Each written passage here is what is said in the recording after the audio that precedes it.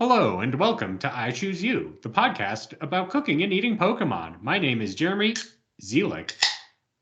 I'm the host and Alton Brown of the group. Joining me this week, as always, is Ben Montoya, the friend of the show. And Ian Davis, the Jerry Seinfeld of the show. Oh, I thought you were going to say Jerry Springer. Rip. Untimely death. Yeah. And Evan Aubrey. Ooh. Whoa, that had a Oh, shit. snap, actually. Yeah. It's weird because it's not carbonated, but this week I have the Rest in Peach Liquid Death tea, Nice. not uncarbonated. Nice. Is in this case because like that's the drink for millennials, right? Or for Gen Z? Which one? Is Liquid It's Death? millennials who stop drinking. Okay, Yeah, I'd so say that's, yeah. is Rest in Peach like Peach's ass, right? It's about eating ass. Sure. Because that's like the millennials. That's what the millennials are They into. love talking about eating ass, which is where this drink is. I don't know if I can really be an authority on this topic, but I think that actually eating ass is probably more normalized for Gen Z than it is for millennials. But what about millennials who have stopped drinking? Yeah. There you go. It's for all the straight edge millennials. Yeah, they have to replace their sobriety with something. Yeah. Ben, before we started the show, you said you had something to tell us. Well, I first want to mention that I'm actually in Ian's I'm in Ian's house right now. You're in recording Funky this Kong's episode. house. And we're actually living in Funky Kong's world, Uh-huh. which is what Ian's house is called. And so I just realized this actually right before we started recording, but I've recorded an episode of I Choose You in every single member of this podcast's living areas. Because I've recorded at Jeremy's house. I mean, we have all done that. I've recorded with Evan at his apartment when he lived in Seattle. Multiple apartment. Oh, yeah. That's right. Yeah. Just the one. Yeah. And then here I am. So I've completed. I think I deserve. There's like a icy bingo. Yeah. Oh, he's got it. Yep. Your reward is a LaCroix, and how is it? Yep, we are, because this is Ian's house and Funky Kong's world, the only drink available is LaCroix, and it felt kind of rude to like decline a LaCroix, even though I'm not the biggest fan. So I am drinking a limoncello LaCroix. Mm. So did like Funky Kong offer you a LaCroix and is like, hey, you just gotta have it? I mean, if you're watching the video, you can see he is always perpetually offering you a LaCroix. Yeah. Mm. So it's just kind of, he's like the patron saint of sparkling water, I think. That's pretty good. I'm just now noticing, looking at him, that he has grills. Mmm. And I'd like to think that that grill is made out of like recycled LaCroix cans. Well, if you drink a lot of sparkling beverages, your teeth don't, They dissolve. Don't look so good. yeah, exactly. So it might be for Yeah. a purpose that he has that. Mm. Also, Have you ever noticed that he's dressed like Fred Durst? I wanted to bring up this because there actually was some Funky Kong news. Oh. And it's that Funky Kong is being Legoified. Yeah. They're coming out with Donkey Oh, Kong that's Legos now. We got an Funky- email from one of our listeners. Birdcatcher Soren wrote in to let us know that Funky Kong has been turned into a Lego. So there's without the LaCroix add-on. yes. I mean, it's nice that Rowan emailed in, but also Reggie did write to us personally to give us a heads up. Yeah. Yes. Yeah. I mean, check him out. Like, it's pretty sweet, honestly. He's got the like pit viper sunglasses. And Yes. so good. Wow. I might have to Oh, no, it's putting you to sleep though, Ian. I mean, I live with the real thing. So Right. Yeah. And there is no replacement for the real thing. No. His big pillowy chest. his huge donkey dick. No All right. replacement. And What do so you- it goes. Because Um, the rest is all shared. I mean, I'm drinking an Elephants on Parade, Bosque Brewing excellent. Classic. Delicious beer that you can purchase in the greater metropolitan area of Albuquerque, New Mexico. Highly recommend it. And those are our drinks this week. Ian, I have a quick question before we get into the main section of the show. We were talking about like how like people love the Minions, right? And now we can definitively say that Mario is more popular than the Minions because the Mario movie has outgrossed every Despicable Me movie. Was that really in dispute, though? Did people really think that there was a competition between Minions and Mario? But do old people take a picture of Mario and go, banana? Okay, well, that's fair. I guess that's true. There is a generational divide. What's your question? Do the kids at school, are they like, I want to be a Mario, and they wear like overalls and matching like hats? My gut reaction was going to be my kids are too old for it, but I do have a lot of kids that still wear like Naruto headbands. Nice. No, my kids are more like, oh yeah, I'm gonna go see John Wick 4. Oh, I mean, or what's the other movie that just came out? There's a lot of movies. Are they all going to go see Beau is Afraid? Yes. No, don't get me wrong. They definitely have seen the Mario movie. I think they enjoyed it, but not on the same scale as like with the Minions. You know what I mean? Okay. All right. So they're not going to say banana in a Mario. What if bad Italian accents come back as a thing that small children do? I hope so. Oh God, I hope so. Oh, God. we'll need more bad Italian accents. You know, the first 2 years of teaching, kids were really into doing really bad Indian accents. Oh, And that's just in bad taste. So if we could definitely. like divert that energy into like a white culture. Yeah, exactly. Just harness that that ability to make fun of people's dialects and center that towards Italian people. Which is effectively funny. Yeah. Yes. Yeah. You're Italian, so you can I say can say that. Yeah. They could be like, "Oh, Master Dave, so why am I a grade so bad?" That's a pretty bad accent. Or like every time they get their test results back, they're like, "Mamma mia!" Yeah. You're a fucking idiot. And then you can be like, "No, that's okay. I'm being Italian. Yeah, I'm joking." Yeah. This is No how lawsuits Italians here. talk. This is like the air quotes of Yes. me cursing at children. I give this essay a bada bing plus. Ooh. Hey, there you go. Yeah, it's pretty good. It's an 87. All right. Well, Wait, I wanted to mention one thing before we start actually talking about cooking and eating Pokemon, which is, we talked about patron saints. We talked about Ian's room, Ian's house. Italians. The house of Italians. Yeah. You've been listening. But the thing that you probably haven't been noting is that there is another presence in the room. Because right next to the computer that Ian is using for this call is a Shrek statue in the style of a Buddha. Oh. I guess I can. Do you mind it? Can I? Okay, I'm gonna Put that on air and show the audience because it's actually quite. Holy shit! It's so good. Shrek. Oh my God, it's a Shrek Buddha, and I think it's really just giving some good vibes already for this episode. Yep, got to rub his belly for good luck. It's not a candle, is it? It kind of looks like a candle. No, it's not a candle. 3D printed. Oh, that's nice. Wow, that's what technology is for. Forget AIs. Mm. Just 3D print me 100 Shrek Buddhas, and I can make a garden out of it. Well, our boy Slam Cal got me a. We've been reading like a lot of Buddhist literature together, and he bought me a book for us to like read together, and then he bought me that as like a gag gift. But accidentally, he had it sent to his house, but it wasn't going to get there in time, so he had to order another one to come to my house. That's the greatest gag of all, actually. Yes. Yes. Would you say that like you could turn like? Isn't saying might as well be walking on the sun? Isn't that kind of like a Zen koan? Oh, If you think about it. Well, I mean, if you think about it, it's a cool place, and it's only going to get colder, right? I mean, like the wisdom teachers knew this, right? And they said, bundled up now. Wait, is it? Wait till you get older. You know. Well, and looking at the scripture, it does say here, it ain't no joke. I'd like to buy the world a tote and teach the world to see in perfect harmony. Sing in perfect harmony. So there's layers to this. There are layers to this. All right. Well, let's move on to the main course of the show, if you will. This is I Choose You, the podcast about cooking and eating Pokemon.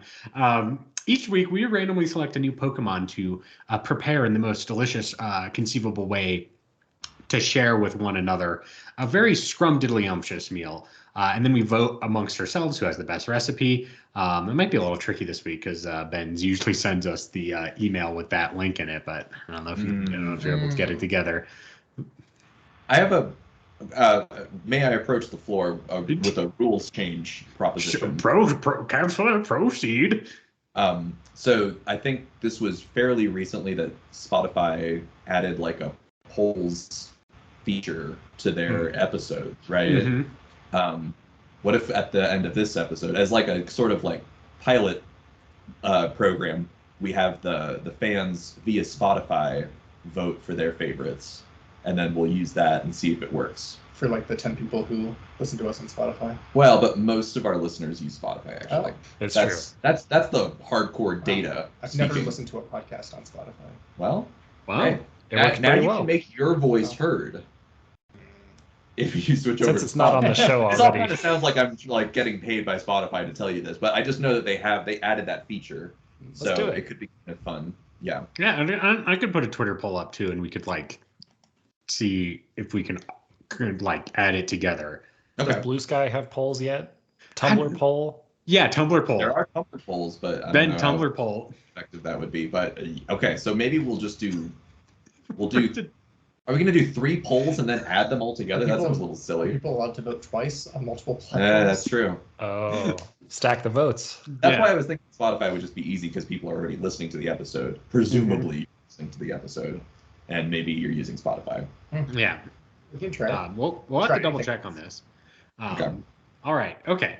This week's Pokemon is Voltorb. We're going back in time a little bit to discover old Pokemon that we haven't cooked and eaten yet. We're doing Voltorb. I won last week, but I don't want to continue to talk. So let's say Evan starts. Oh, well, good thing I start because the recipe I have is a good starter, I'd say, but not a Pokemon starter, just a food starter. So, what we're making this week is gonna go for the drink route. Gonna make a little mixed drink for y'all this evening. Okay. And so basically, what you're gonna do is this requires an already spent Voltorb, actually. So Okay. once you've found one or the remnants of 2 halves that have exploded, you're gonna gather each half, and we're gonna use that to make a little cocktail shaker. Ooh. And inside of that cocktail shaker is going to be a delicious mix for pomegranate margaritas. So Shit. half a cup of pomegranate juice, 3 ounces of tequila blanco, an ounce of triple sec, some lime juice to give it a good zing, a little bit of simple syrup. And then you get your 2 halves of your Voltorb and you shake it together, right? Enough margarita for a party, presumably. Those things are pretty large. Pour it in your little. Before you pour it in your glasses, we're gonna I'm bringing back some Pop Rocks, but just as a rim.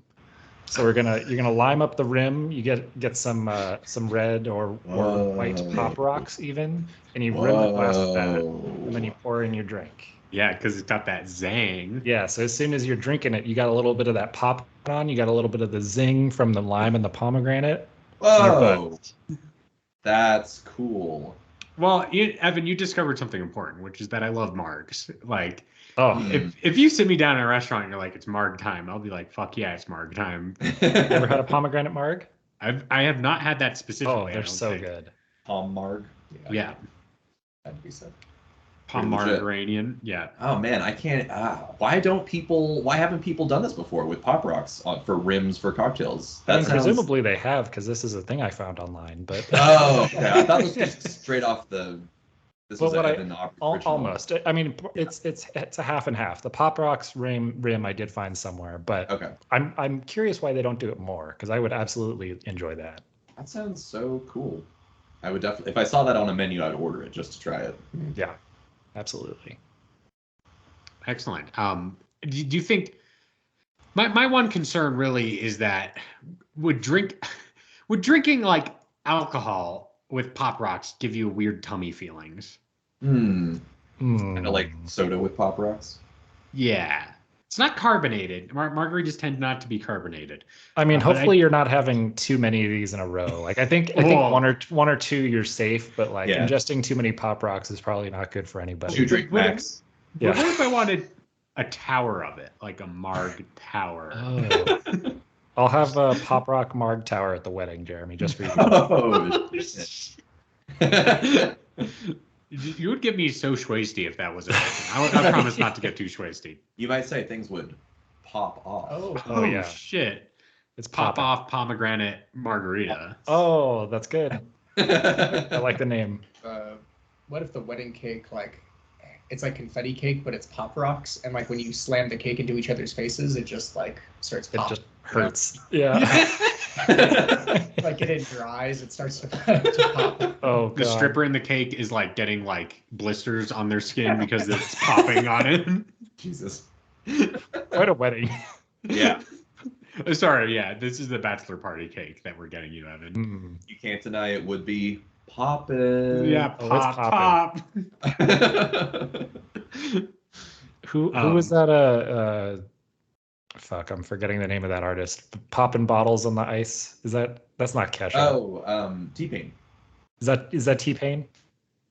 Pop, crack a bottle. Or no, yeah. Yeah, I think that's T-Pain. No, that's a different one. I was thinking like a G6.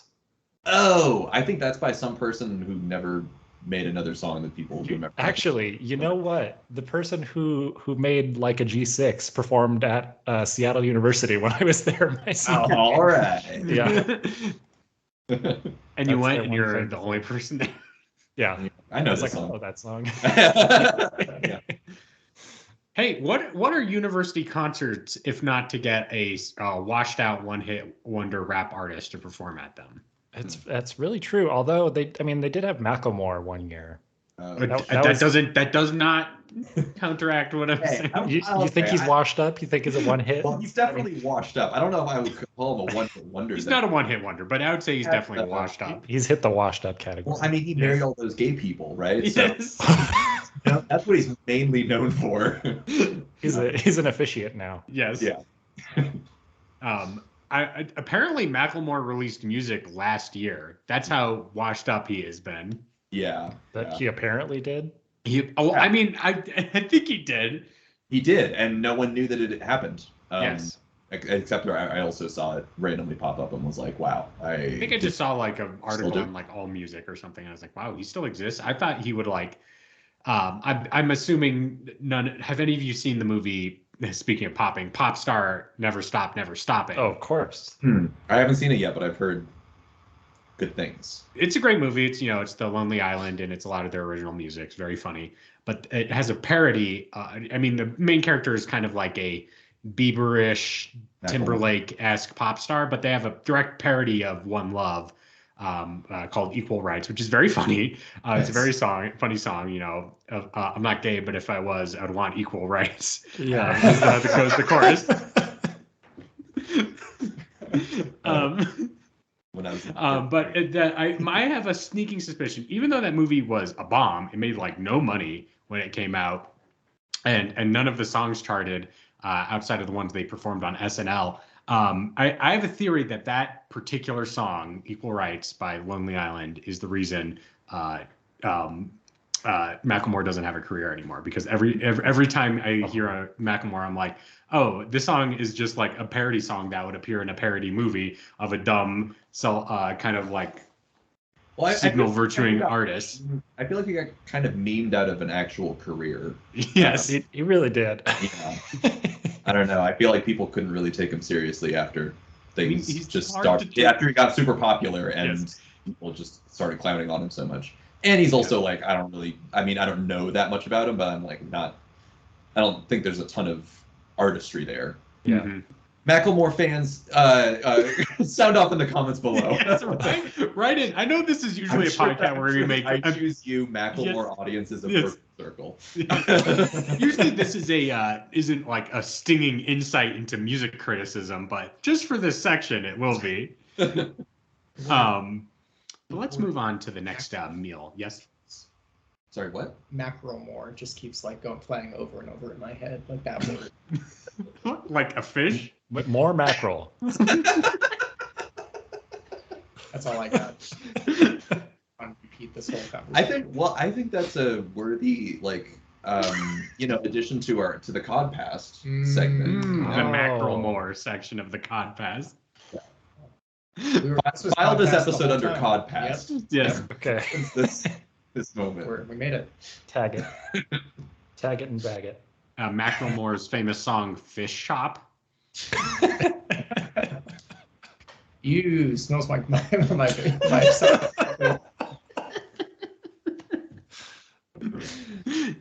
Yeah.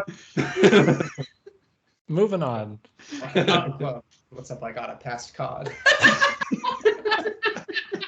Okay, that was the good one. Okay, now we can move on. That needed to be said, actually. Someone needs to say it. Someone finally said it. Let's move on to Ben. What's your recipe this week? Interesting that you say that, because my recipe this week is also a mixed drink. Oh, Oh shit! Oh We're man. really popping bottles over here. Okay. Yes. So what I was thinking was, I was looking at Voltorb, and I really didn't want to cook the original Voltorb because it's really difficult. So I was a little more drawn to the one from Arceus, Hisuian. Yes. Oh, the one with really pronounced eyebrows. Exactly. See, I fucking love eyebrows. Well, and this one's kind of cute. Like, Voltorb is a little mean looking. He's kind of like he's gonna he would like beat the shit out of you if he had arms. But, Only if he had arms. but Hisuian Voltorb is kind of cute, honestly. Well, it's because it doesn't have angry eyebrows. Yeah, it has just a friendly disposition, honestly, and it's grass type as well, which makes it a little bit more easy to consume. I would imagine. So what I started thinking about was, sour vegetables. But then I didn't want to do vegetables. I decided to do sour fruit instead. And I was thinking, Voltorb is perfectly spherical, right? Yep. And an orange or a citrus fruit is also perfectly spherical, A right? pomelo, if you will. Yeah. Pomelo. We were talking about citrus genetics last episode, so I kind of wanted to look into it, and I did find a bunch of different kinds of citruses. You got your pomelos, your oranges, limes, lemons, your typical stuff. But then you got kumquats as well. And then you have something that I hadn't heard before, calamansi. Oh yeah. Yes. Which is a quote unquote a small green citrus fruit that tastes similar to a sour orange or sweeter lime. So that kind of like that tone, that flavor palette made sense to me. And also I looked up a picture, and it's like it looks like a lime, but then you cut it open, and on the inside it looks like an orange. Whoa. So it's kind of it's green on the outside. green on the outside, orange on the inside. Ooh. Voltorb paint job. Nice. So I'm kind of imagining like if we take our Hisuian Voltorb, we can just slice it right down the middle, right? And then two halves on the inside, then you have the citrus fruit on the inside. And so I wanted to go for something that was like, similar to this calamansi citrus fruit. And then I was thinking, well, the best way to use this would be some sort of mixed drink. And so I started looking for things with orange juice. But then I wanted to add another element to it, which was I think that we can take the skin of the wooden side of the Voltorb and kind of shave it off into like cinnamon sticks and use that as like a additional flavor profile to this. Wow. So I ended up finding an orange cinnamon Moscow Mule recipe. Oh, so Nice. good. So that's what this is based off of, but I'm actually going to call this drink the Self-Destruct. Oh, Baby. Because just one and you're gone. you're out of here. Do you pass out immediately afterwards? Yeah, it's like you you stumble across it in the woods, and then all of a sudden it just, it self-destructs on you just like a Voltorb, and you're kind of fucked. You're like, what the frick? Why is this so good? So basically, your ingredients for that is going to be some water, your Voltorb cinnamon shavings, sugar, ice, vodka, orange juice, or in this case, freshly squeezed Voltorb, ginger beer, and then some cinnamon simple syrup. And so you're going to boil the sugar, the cinnamon, the water for about 10 minutes, just to get all of those flavors kind of activated. And then you let it cool, and then you remove your cinnamon sticks. You're going to put the syrup in a jar and let that kind of get cold. And then when you actually make it, so that's kind of like all your prep materials that you might, if you were going to host like a party where you were going to serve these, maybe you would do this like a couple hours before. And then once your guests come, you're going to use your copper mule mug and fill it up with ice. Add some the vodka, the Voltorb juice, the ginger beer, the cinnamon simple syrup, and then you're just gonna stir it up and garnish it with a little slice of your Voltorb and a little shaving of the cinnamon part of it. And then you're gonna serve it to your guests, and you won't need much after that because you'll all be self-destructed. At least it's not called the blackout. Right. Yeah. All right then. That's we really want to get smashed. Is this like this seems like a fall time Moscow Mule, because normally Moscow Mules are like a kind of like a spring summer sort of deal for me, but this is like a good fall wintry drink. Yeah, it's not kind of seemed like the type of drink that you could pull off in a wintry season, or a cold. It's cold outside, but it's like kind of nice to get that cinnamon warmth and that orange zest. If you're looking for a cozy night in, but also just want to get absolutely fucked. Yeah, exactly. I mean, yeah, you start drinking these, play some Smash Bros. That's a pretty good night. Pretty good part. Nice. Smash Bros, you know what I'm saying? Exactly. Nice. Exactly. All right. Ian, what's your recipe this week? So, looking at Voltorb, you saw like the two halves. And duality. Yeah, yin and yang. And perhaps Jerry Seinfeld made this point best. Oh god. In sorry, it just jumps when I get to this part of Wikipedia. The B movie? Nay.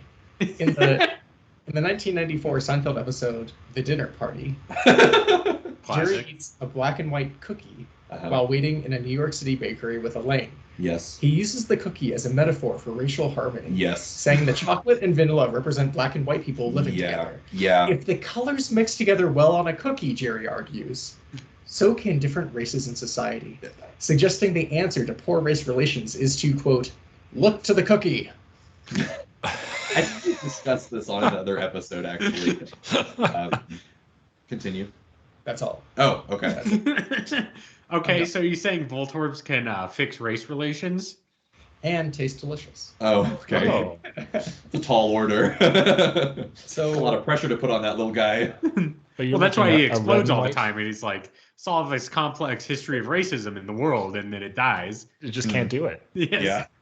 Oh, all right. I'm gonna put New York Times on blast because they just fucked me with. Oh no! Ad Did they wall? let you look at the recipe once, and then when you came back to it, it wouldn't let you? That's exactly what fucking happened. Let me see if I can. Oh, you know.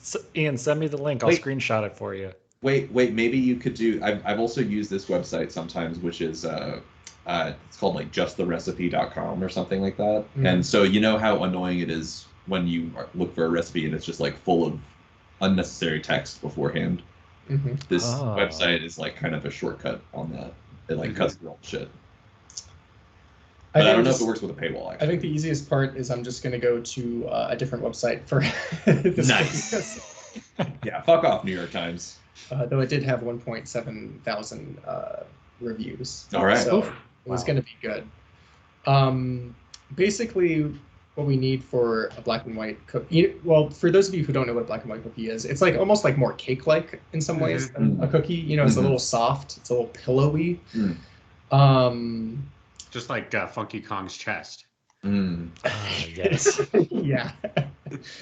And then there's like there's chocolate on one side and then like an icing on the other, or a fondant on the other sides. Hence the black and white yin yang duality of this cookie. So what you need is flour, baking soda, salt, butter, sugar, egg, vanilla extract, buttermilk. Oh, Evan, did you just drop the recipe in for me? Oh, I got you. Yeah. Evan's doing some Fuck yeah. internet piracy. All right. I actually just paid for the New York Times. Scratch everything I just said. This is what you need for this recipe. Flour, baking powder, salt. That'd be so great if that recipe that you had just read was just this exact same recipe. Now this one does call for sour cream, whole milk, vanilla extract, grated lemon zest, almond extract, sugar, etc. And that's for the cookie part. So you mix all that shit together. You make your cookie. Don't know how else to say it. Sure. Now this is where things get tasty. I'm also using the hissy Hisuian. one. Sure. The hissy? Yeah, the hussy. In that it says that it has seeds inside of it. So I'm presupposing that you reach in there, you pull out the seeds, and they're like cocoa beans. Oh. Okay, yeah. Interesting. I think that works with like the texture of the wood too. It's kind of like, yeah. Exactly. So There you you go. spit it out, process those into some chocolate, and that's the chocolate on one side. You make your white chocolate fondant glaze on the other side. Oh man. And it looks just like the shiny version of the hussy Voltorb. Of those. Because it's like gray and white or black and white, basically. Right. Yeah, we were looking at that. But I am going to put an Italian-American spin on it. Oh, Of course. shit. Because, Hey. in my studies, I learned that in Italian-American delis, the black and white cookies they sell will often have a thin layer of apricot jam underneath the chocolate. Ooh. Oh, that sounds good. Yeah, so I'm going to slip that in there too. Would you consider making it apricorn jam in this case? Yeah, I was looking at a way to work Yeah. that in. So if that pleases the jury. Oh, it pleases. Oh, I'm fucking pleasured right now. All right. Some might say I'm pleased off. Say that ever. Oh my god, I never want to hear that phrase again. You're like pleasing me off right now.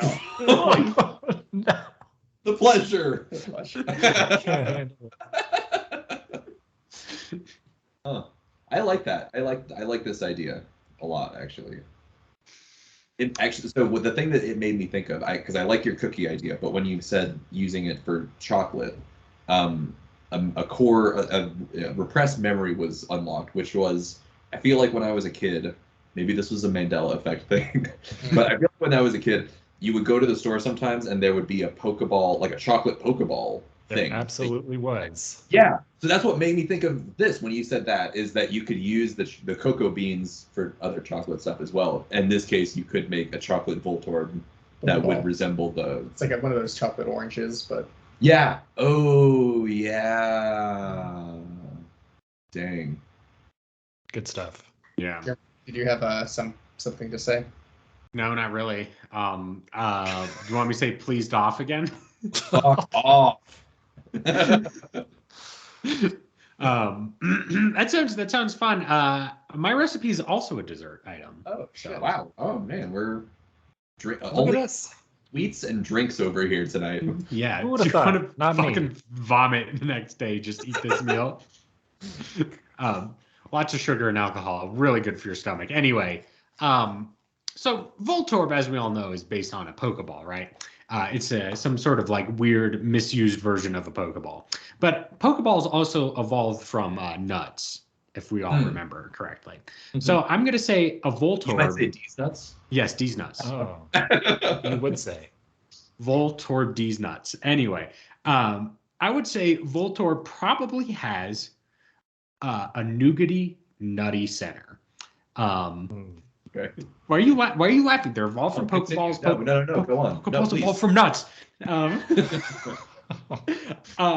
So what we're gonna make this week is Voltoffee nut pie, which is where we're going to make a toffee nut pie, but with a Voltorb's nougaty center applied to it. And that's going to give it a little bit of extra zing when we cook it together. So it's basically like your standard pecan pie recipe. So we're going to get some pecans, almonds, butter, granulated sugar, 3 large eggs, corn syrup, vanilla extract, pie crust of your choice, or you can make your own if you're feeling up to it. If you're feeling a little feisty. And instead of toffee bits, what we're going to use is the inside of the Voltorb. So we're going to get the Voltorb, and we're going to get like a really big nutcracker, and we're just going to give it a nice little like whack, and the seam in the center will start to split. And once you get that going, you're going to give it a nice a turn and pop kind of situation, turn and pop, and it's going to go. And on the inside is a zingy, like soft nougaty center that you might find at the kind of like inside of like a kind of like a nut paste is what I'm thinking about. Like imagine kind of like the consistency of like almond butter, if you will.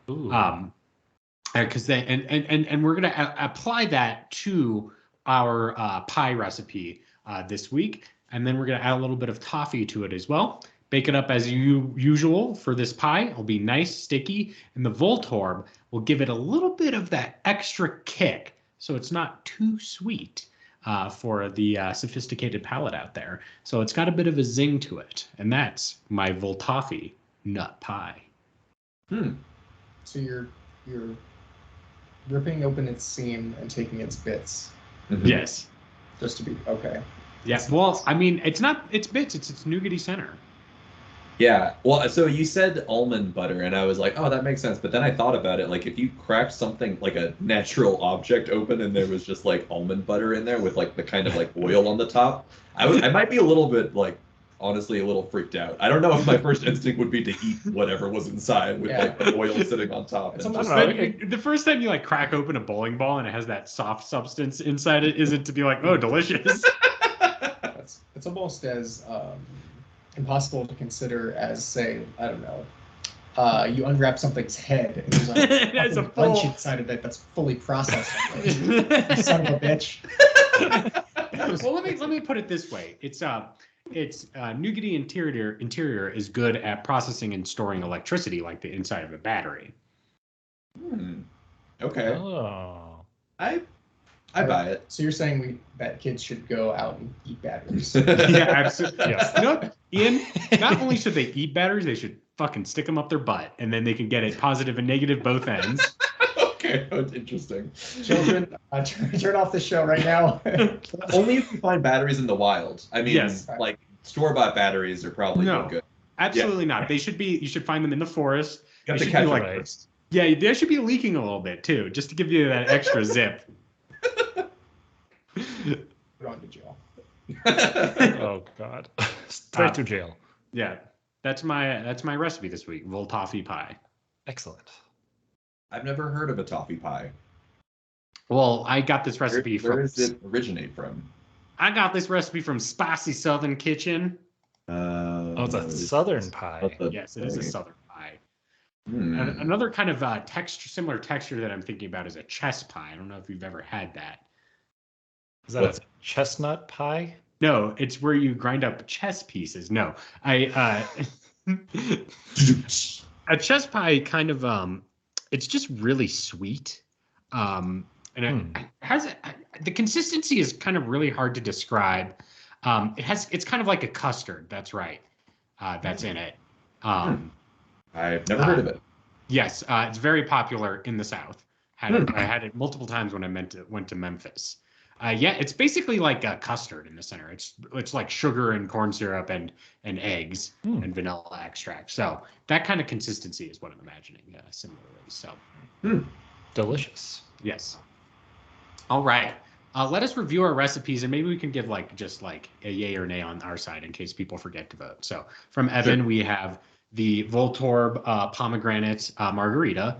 From Ian, let's start with Ben. From Ben, we have the Voltorb. What did you call it? A shocker? Self-destruct. Self-destruct, which is kind of like a Moscow Mule situation. From Ian, we have Voltorb cookie, black and white cookie with a apricorn spread. And for me, we have Voltoffee nut pie. Just quick yay or nay on whose recipe you like this week.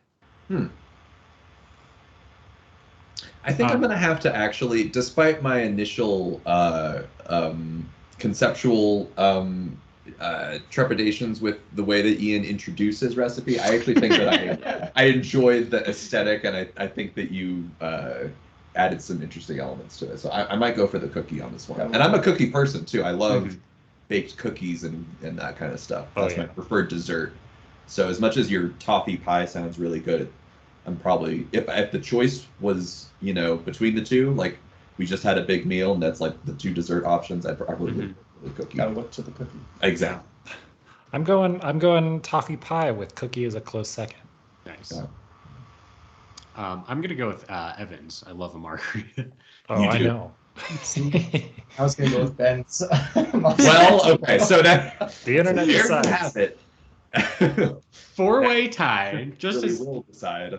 Just as the founding fathers imagined. Perfect tie, perfectly balanced. All right, now let's move on to Wailord's Mail Horde, the section where we read your email sent into ichoosepod@gmail.com. That's ICHEWSPOD@gmail.com. Evan, can you read this email from one Mike? I can indeed. Actually, before we do that, I need to stop the recording really quick just because I don't know. I think my levels are coming in, but I need to check. Oh, no. No, it's fine. Just keep recording. I'll do a separate one. It's just like the waveform started acting weird. Oh, God damn it. Okay, everything's working fine. It was just displaying really weirdly. Okay, so do you have two files? I will have two files. Okay. Just give me a second. But I think like my audio should be totally fine. Yeah, let me just bounce this really quick. Or the Skype call. No, we're good. As soon as I stopped it, all the waveforms like showed up, but they like disappeared for some reason. Oh, gotcha. Before. Yeah, so it's all there, and you saved your session and everything. Yep. Cool. Give me 1 sec. And then I'll just pick up from the email. Yeah, sounds good. Easy in and easy out. Exactly. It's like we practiced this. Yeah. Come on, do the thing.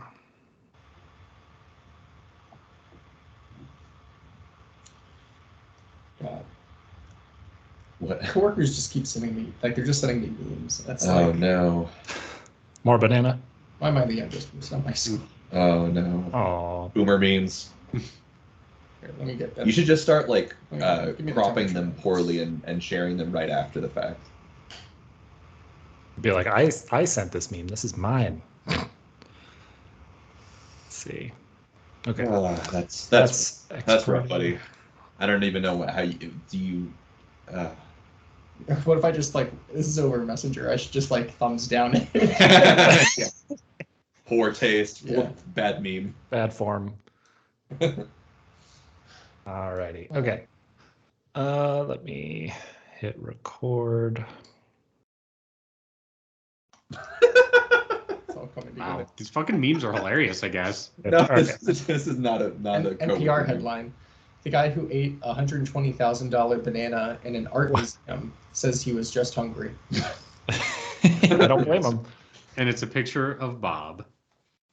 Banana. That would be funny, actually. That'd be really funny. Let me look in here and see if there's any reference to Bob. But you remember that story a while ago that was just like a banana duct taped to a wall, and people were like, "Oh yes, think about it." That's the one that it's talking about. I was thinking about it. All right, do we want to count off again? Yeah, let's do that. Same as last time. Ready? Mm-hmm. 1, 2, 3, 4, 5, 6. Okay. Evan, can you read this email from Mike? I can indeed. Mike says, "Hey, Evan, and only Evan. I had started an email for Lapras, then put it down and forgot to finish it. My B. Voltorb. We all know the usual ideals of electric equals sour, but I've got a new angle that I want to explore with this Voltorb and a presupposition. My idea is to make a fancy Voltorb bruschetta, where we'll be toasting up some crostinos, yes, mixing some chopped tomatoes and onions and garlic and rosemary and oregano and oil before making a nice hearty layer across each crostino. As for our Voltorb, do you see the separation of where it's white and red? I presuppose that it is both some sort of tomato and also the freshest mozzarella. Oh, nice. This means we can neatly slice Voltorb into perfect bits of tomato and moz and to lay atop the bruschetta. Now, if that's too much of a leap, I've got less crazy presupposition. Follow steps 1 and 2. Now we've changed course slightly, and yes, Evan, you're going to going down with me on this one. We're going to presuppose that Voltorb is in fact just a large Baby Bell cheese that we will also be slicing on top of our Cristinos. Wait a minute, good. That's pretty good actually. It's like the top of it is wax. That's pretty good. Oh man, it was cheese the whole time. All right, but this time we're going to take our rather large tomato and make slices that would cover roughly half the circular cheese layered upon the circular Cristinos to make it more closely resemble a Voltorb. On our serving tray, these delightful appetizers, we will be decorating some to look like traditional Pokeballs with an olive to represent the button and ones that are Voltorbs with some form of angry googly eyes. Happy Tuesday, Mike. Thank you. Nice.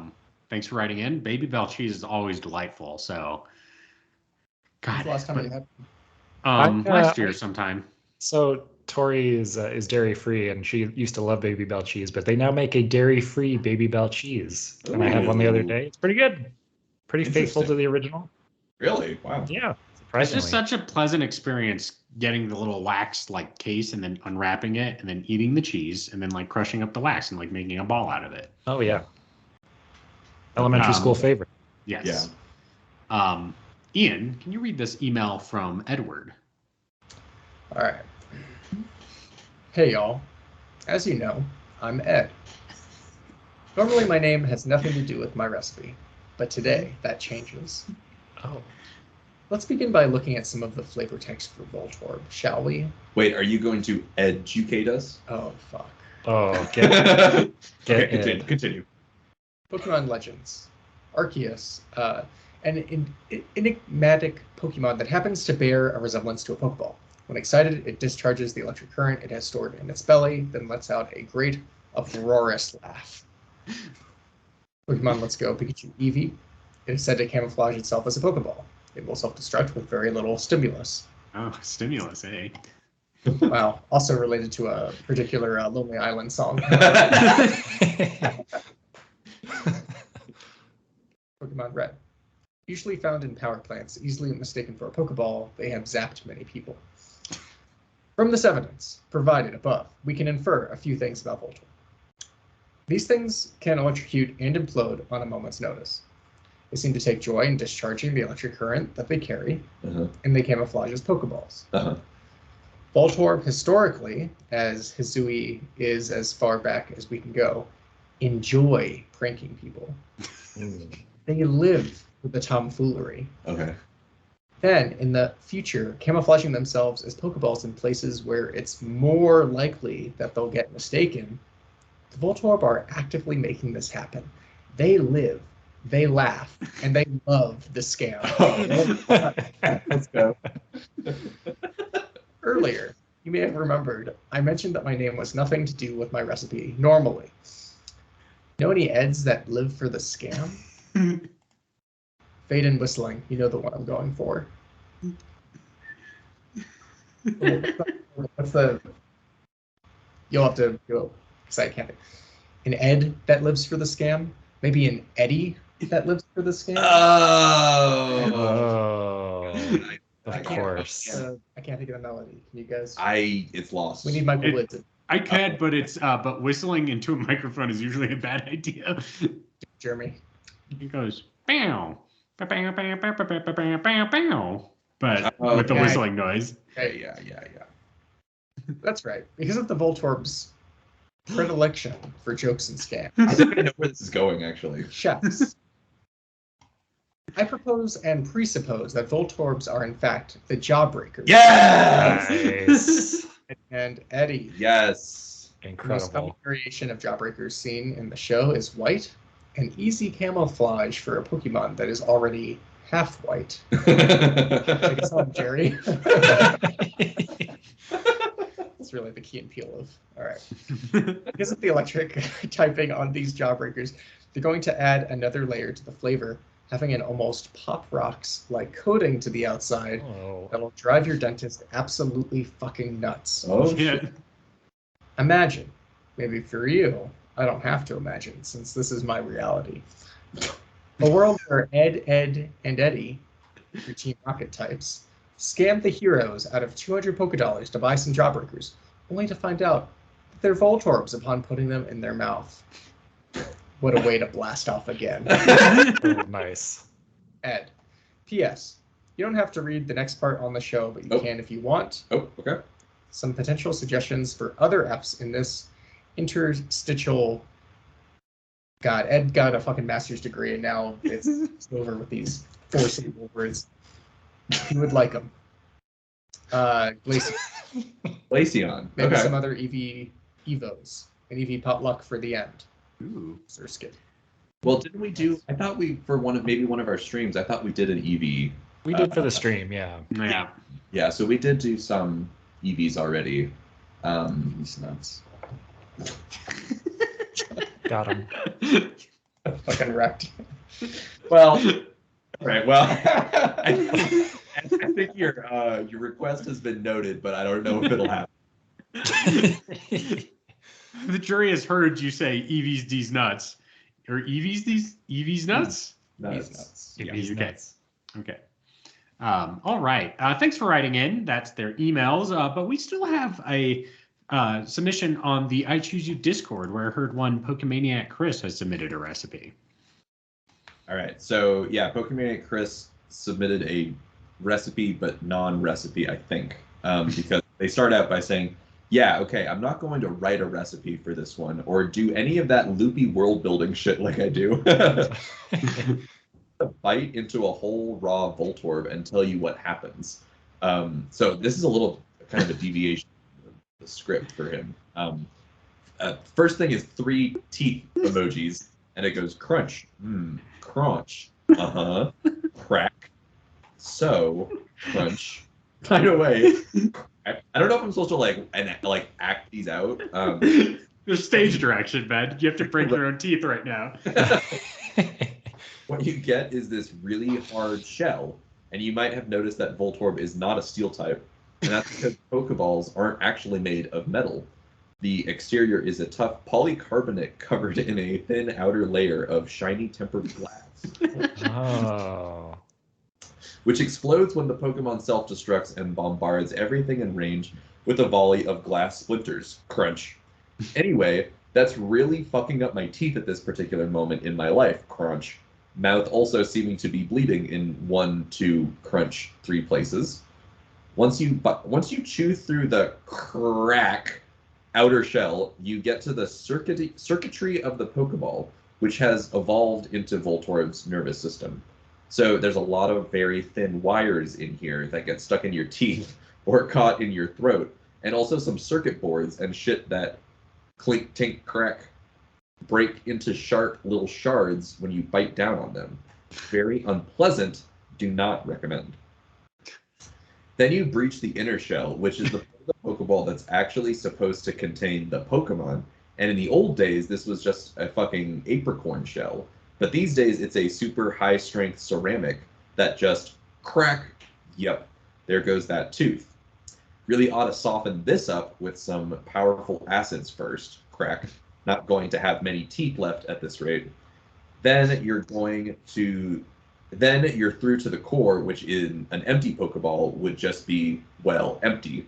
But in a Voltorb, it's this flickering, sparking ball of living electrical energy that thunder emoji, plug emoji, battery emoji. Repeat. Ending with a skull emoji. So he's dead. Zip zap. So don't eat them or you die. Yeah. Yeah. Well, R.I.P. Pokemaniac Chris. R.I. Pokemaniac Chris. There you go. Thanks, Tom. Oh shit! It was kind of like a poem. It had like sound effects involved. Yeah. Onomatopoeia. A lot of maybe some E.E. Cummings, if you will. Mm-hmm. All right, let's be in the style of E.E. Cummings, and we'll interpret it. Write your recipe like all over the page. Ooh, make your recipe a found poem. That's your next assignment for this week. Damn, we fucking became a cool English teacher so quick. Sounds like grad school up in here. Yeah. All right, let's now move to the final section of the show where we pick next week's Pokemon section. I like to call Pick-a-mon. Let's perhaps move to like the next generation. Yeah. Did anything from here that we missed that we think would be good? I need to look it up real quick. What about Fortress? What number is that? I hate that one though. That one's bad. It just looks. It's just dumb looking.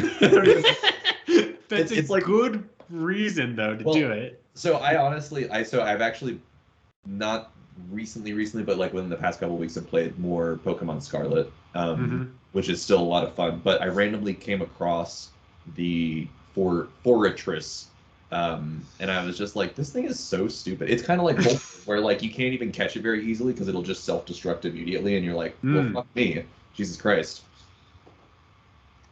You have a request, Ian? Have we done Sunkern? Oh, I don't think we have. That's a good one. We haven't done Sunflora either, so yeah. You want the seed or the flower? Let's do Sunkern. Yeah. Yeah, that's a good one. All right, that'll work. Babies taste best. All right. Now, so send in your Sunkern recipes to ichoosepod@gmail.com. That's ICHEWSPOD@gmail.com. Now we move on to the plugging section of the show where you tell the audience where to find you on the internet. The internet. The idiots. I mean, it's kind of what it is if we really think about it. Ben. Yeah, you can follow me on Twitter at Ben C. Montoya, and you can also follow me on Tumblr at thefearandnow.tumblr.com. All right, Ian. Follow me at Musician Davis. I cover songs on the bass. It's fun, and hopefully going to get back into recording and posting more in the coming months. So keep an eye out. All right, Evan. I'm going to plug a little art exhibition that I'm in this month in Tokyo, Japan. Yeah, so if you ever happen to be in Tokyo, there's a little video game inspired like shop and gallery called Meteor, and a bunch of like 250 or so artists got together, and we all kind of like made up our own like SNES game. It's called Famicom is the, or sorry. Yeah, Famicase is the name of the exhibition. It's based off of like Famicom cartridges, and so yeah, I have a cartridge on there, and cool. Can you post the image of it in like the Discord or something? I can, yeah. Because you did a really great job. It's really cool. Yeah, it was great. Thank you. Excellent. You can follow me at VelocityPrime1 on Twitter, at VelocityPrime1 on Tumblr, and check out my writing at the-avocado.org. Jeremy Zelick. That's the-avocado.org, Jeremy Zelick. All right, let's wrap up the show. This has been I Choose You, the podcast about cooking and eating Pokemon. If you like our program, you can find it on your favorite podcasting apps, including Apple Podcasts, Google Play, Stitcher, Spotify, or your podcast catcher of choice. If you like our show, give us a 5-star review on Apple Podcasts or Spotify to help us go up the ranks. If you want more I Choose You goodness, may I suggest checking out our social media pages, I Choose Pod on Twitter, Facebook, Instagram, YouTube, and TikTok, to the delight of all. If you want to be a part of the I Choose You community, I highly suggest heading over to the I Choose You Discord. We've got people talking about things and recipes and just fun stuff going on. I'm Drink updates. Yes. Video game updates. Yes. Movies. Yes. Music. Yeah. Possible I- upcoming game night. Yes, Mhm. we have got to nail that down for Right. possibility. Keep an eye out for it. But all that is at the I Choose You Discord. Links in the episode description. Lastly, but not least, check out our official website, ichooseyou.menu. ichooseyou.menu has a full episode archive and merch store, all designed by one Evan Aubrey. That's ichooseyou.menu for all your I Choose You needs. So this is for the show. I've been your Alton Brown of the group, Jeremy Zielik. I've been your friend on this show, Ben Montoya. I've been Ian Davis, your Seinfeld. And Evan Aubrey. And all the choosies out there in Radio Land, in a while, Totodile.